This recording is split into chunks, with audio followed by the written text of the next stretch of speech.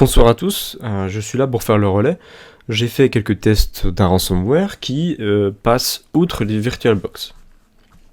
Heureusement, j'ai regardé quelques vidéos juste avant d'un américain qui précisait bien qu'il y avait une option à activer dans Windows. Et je pense que cette option m'a sauvé l'intégralité de mes fichiers. Donc ce que je vous propose, c'est qu'on voit ça ensemble.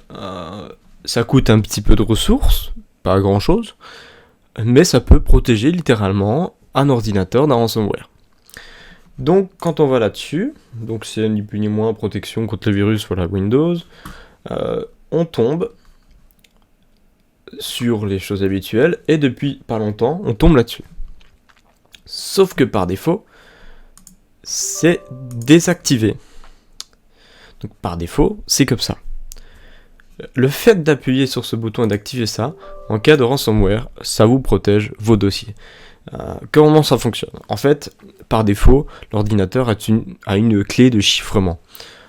Elle est générée à l'installation, et cette clé, donc, qui est en général dans tous les OS modernes, va nous permettre de chiffrer, d'utiliser un BitLocker par exemple, de chiffrer des documents, notamment sur Windows 10 Pro.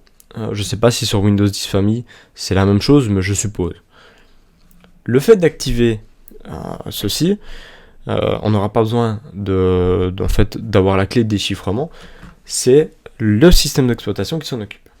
Ce qui veut dire qu'au lieu d'avoir, donc, par exemple, mon document LiveSplit, je l'aurai toujours, sauf que par défaut, il sera chiffré. Le système d'exploitation, quand on va appuyer sur le dossier, va s'occuper de déchiffrer le document, en fait. Donc c'est assez simple comme fonctionnement. Je pense que ça fonctionne comme ceci, je peux me tromper, mais c'est ce que j'avais cru comprendre. Et donc, c'est super, c'est une option à activer.